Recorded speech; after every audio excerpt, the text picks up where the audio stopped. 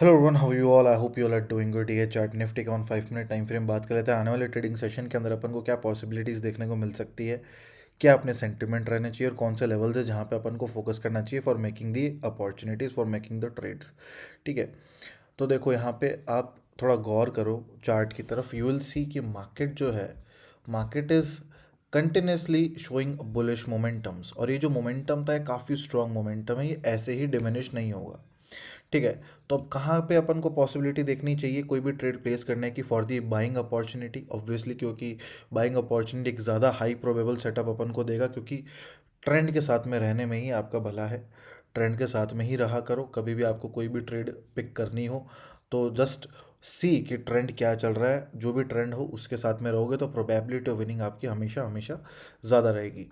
अब देखो, मान लेते हैं मार्केट फ्लैट खुल जाता है, क्योंकि अपन को नहीं पता मार्केट के अंदर ओपनिंग कहाँ होगी, लेकिन अगर फ्लैट ओपनिंग होती है तो फ्लैट ओपनिंग के टाइम पे अपन को इस जोन पे फोकस करना है। ये जोन के मैंने टॉप मोस्ट पार्ट और बॉटम मोस्ट पार्ट मैंने मार्कअप कर दिए हैं, तो आप इन लेवल्स के करीब आप ये जोन बना सकते हो।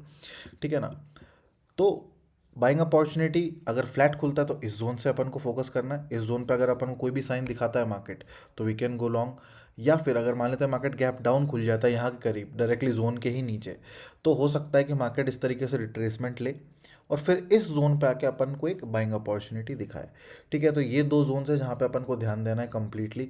और इसके बीच में अगर आप ट्रेड करने की कोशिश करोगे तो हाँ, ऐसा नहीं है कि आप नहीं कर सकते हो ट्रेड, बट प्रोबेबिलिटी उसके अंदर थोड़ी कम होगी।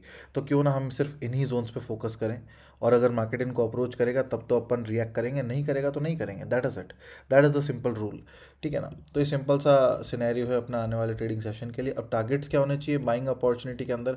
अगर अपन यहीं से ही बाइंग करने की सोचते हैं तो आप सिंपल है ना, ये छोटे छोटे जो स्विंग्स आपको दिख के आते हैं, ठीक है, इन स्विंग्स को आप टारगेट रख सकते हो। ये सिंपल सा लॉजिक है टू सेट योर टारगेट्स।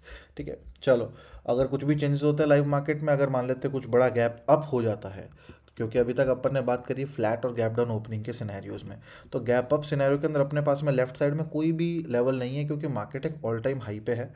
ठीक है, तो उसके रिगार्डिंग जो भी अपडेट्स होंगे वो सारे मैं प्रोवाइड कर दूंगा ऑन द टेलीग्राम चैनल। जिस भी प्राइस एक्शन के लॉजिक पे अपन को कोई एक फ्रेश अपॉर्चुनिटी मिलेगी तो वो सब मैं वहाँ पे अपडेट करता रहता हूँ।